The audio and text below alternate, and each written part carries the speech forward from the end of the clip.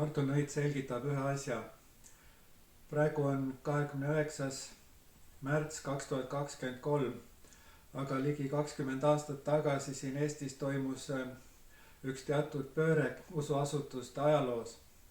Nimelt, et see, mis praegu Ukrainas toimuma hakkab, et osadest kohtadest tõstetakse rahvas välja kirikuhoonetest ja muud sellist ja mungad tõstetakse välja ja nunnad ja kirikud põlevad ja midagi sellist. See praegust on selline asi, mis võib olla küll pärit Eestist, aga see on alanud juba aastal 1999, siis kui toimus muudatusi usuasutuste ajaloos niimoodi, et modernism, mis kunagi oli väga tähtis asi maailma ajaloos, muutus postmodernismiks, aga siis religioossus, mis oli tähtis maailma ajaloos, muutus ka postreligioossuseks. Nii nagu ka esoteerika on muutunud praeguseks juba postesoteerikaks. Aga kui midagi tähtsat on maailmas toimumas, siis ikkagi usuasutuste teemadel praegust, mitte nii väga riikide ajaloos, sellepärast et postmodernism nõuab ka seda, et riigid kujundatakse ringi, endisi inimeste tegevusvorme ei ole tarvis. Muudatused on ju paratamatud läbi maailma ajaloo ja selle üle väga nutta ei tasu. Aga kui nemad mõtlesid siin usuasutustes ka ju, et nemad kiidavad ennast ja täiendavad ennast ja siis kiidavad veel peale selle, siis tuleb saatan, ütleb, et ei ole tarvis sellist asja, et see ei tekita enam rohkem mingisugust furoori, hakake midagi muud hoopis tegema. Ja siis selgub, et Danilov, see Zelenski sekretär või nõustaja, kes ta seal on käskinud välja koolida nendel kõikidel. Üks suur mees ta selline on, tähtis tegelane, aga juhtus niimoodi, et ta ütles ju nendele munkadele, et Jumal käskis välja koolida 28. või 29. märtsiks, et Jumala käskusid tuleb täita, siis rahvas läks närvi selle peale, et kes neist siis see Jumal nüüd tänapäeval on. Aga paraku asi on selline, et postmodernism nõuab asjade ringi defineerimist. Aga kui keegi soovib ikkagi vanade asjade juurde tagasi minna, et religiooni juurde päriselt tagasi, siis ta mõelgu ikka selle peale ka, kas nii väga on olla nii tähtis, nii ennast kiitlik kogu aeg, et ma olen ikka kõige parem, kõige targem, te olete ikka poole väärilised ja teete alamad. Nii võib üldse kõikidel asjadel lõpu peale teha.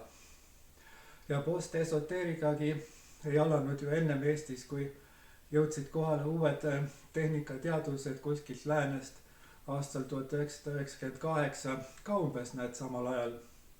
Ja ka ilmusid need kundalini joogad ja muud, isegi kui nad olid nõukogude ajal olemas, aga nad ei olnud sellisel kujul siin, vaid nad tegelesid oma asjadega vaikselt, jõudsid väga kaugele edasi, aga nüüd on jõudunud asjad ju nii kaugele, et nad on publiku jaoks, on tõstetud lavale, on tehtud kuulsaks, soovitakse näidata ennast nende asjade raames, edvistada ja ei osata neid asju enam, sest puuduvad need nägemused ja teadmised nende asjade kohta.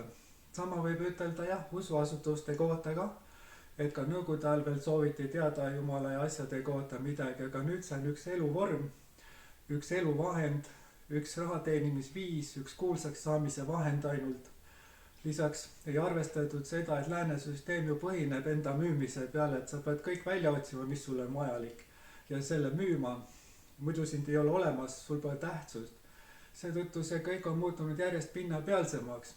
Aga pärast seda, kui ilmusid mõidade tuleproovid ja sellised asjad veel, siis läks asi veel laialdasemaks ja veel pinnapealsemaks ja veel postesoteerilisemaks niimoodi, et nõidus võimaldab hakata rahval mööda maastiku ringi käima ja otsima, kus need endised asjad on. Sest et see mööda läinud ajastu esoteerikast, see peab ju uuesti tagasi tulema ja religioosne asi võib ka tekkida uuesti, sest ega nad kadunud tegelikult ei ole, vaid paistab, et ei läinud tarvis nendele, kes siia vahepeal tulid. Ja mööda maailma ka osadel ei läinud tarvis, seepärast nad võtsid asju palju kergemalt. Aga see on ikka huvitav tõesti mõelda selle peale, et kas tõesti võib olla, et Jumal ütles selle Zelenski suu läbi, et minge nüüd minema. Aga kui on niimoodi, mis siis saab?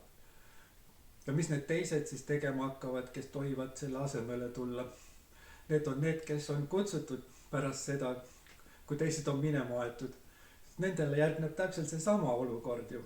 Mitte, et need teised tulevad tagasi, vaid et kui hakatakse välja ajama inimesi igalt poolt, siis järjest.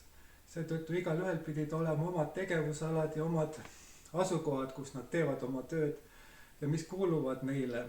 Nii et kolida teiste inimeste tehtud hoonetesse, nagu on komme, ja need eelmist minema ajada, nagu on komme, see hävitab ikka põhjalikult tõesti. Milline saatana või kuradi erinevus on? Saatan kiusab taga ja tahab ööd välja, paned teised asemele ja siis teised jällegi vaidleksid selle vastu, et kurat on see. Ei ole kurat. Kurat on siis, kui ajab välja või ka ei aja välja, paneb tule otsa, kisub müürid maha, hävitab täielikult, siis see oleks kurat olnud. Nii et mõlemad võib näha. No Eesti tingimustes, kui see toimus siin 1999 siin samas maal, siis seda võiks nimetada saatan, et ühed aeti minema ja teist pandi asemele. Ja ega see niisama ei käi. See käib ikka valitsusasutustega koos, et see on täitsa ametlik.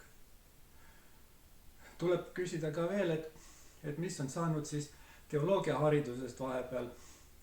Et kui Jumal ei tunnistanud enam, siis hakkas riik tunnistama. Kas see ei ole see sama asi, et polegi enam.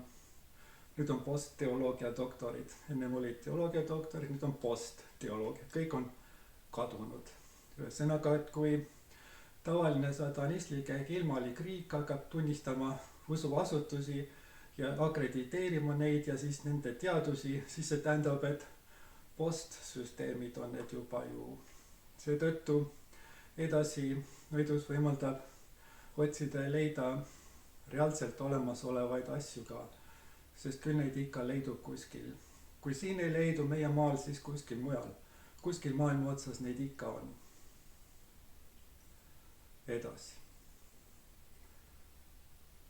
Ajaloo sisemusse. 00 nüüd.